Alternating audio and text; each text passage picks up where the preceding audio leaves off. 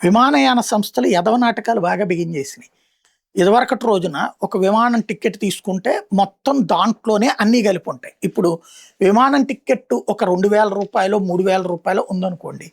దీంట్లో మనం seat choose చేసుకుంటే ఇదివరకు టికెట్ కొనేసుకుంటే అక్కడికి వెళ్ళాక టికెట్ వాళ్ళే చెప్పేస్తారు ఎక్కడ సీట్ అన్నది. అలా కాకుండా ఇప్పుడు సీటు మనం చూజ్ చేసుకోవచ్చు అని మొదట్లో మీకు ఇంపార్టెంట్ సీట్లు ఇవి అయితే కనుక డబ్బులు అన్నారు. ఇప్పుడు ఏ సీటును మనం ఎంపిక చేసుకున్నా డబ్బులే.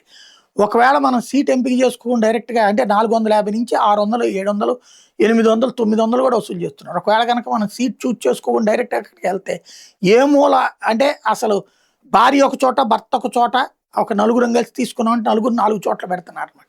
అంత దరిద్రపు తెలివితేటలు ప్రదర్శిస్తున్నారు. ఇవే కాకుండా ఇన్సూరెన్స్ ఓకే.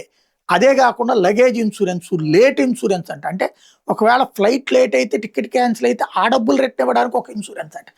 అది కాకపోతే కనుక ఆ డబ్బులు పోయినట్టేనమాట ఎప్పటికప్పుడు. ఇలాగ తినిపడేస్తున్నారు.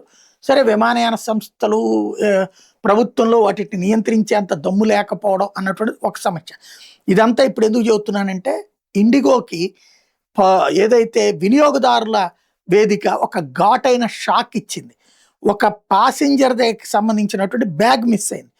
దాని మీద వాళ్ళు మామూలుగా అయితే కనుక పే చేయాలి. ఏం పట్టించుకోకపోతే ఇప్పుడు రూ. 70,000 పెనాల్టీ వేసింది ఇండిగోకి. ఈ 70,000లో 5,000 ఏమో బ్యాగ్ మిస్ అయినందుకు, 15,000 రూపాయలేమో ఆ బ్యాగ్ మిస్ అయిన సమాధానం చెప్పని మెంటల్గా విసిగించినందుకు వేసిన పెనాల్టీ. 5,000 రూపాయలేమో ఈ కోర్టు ఈ ఇట్లో లాయర్లు ఇదంతా పెట్టుకోవడానికైన కాస్ట్ని ఇవ్వమని ఆదేశాలు ఇచ్చింది.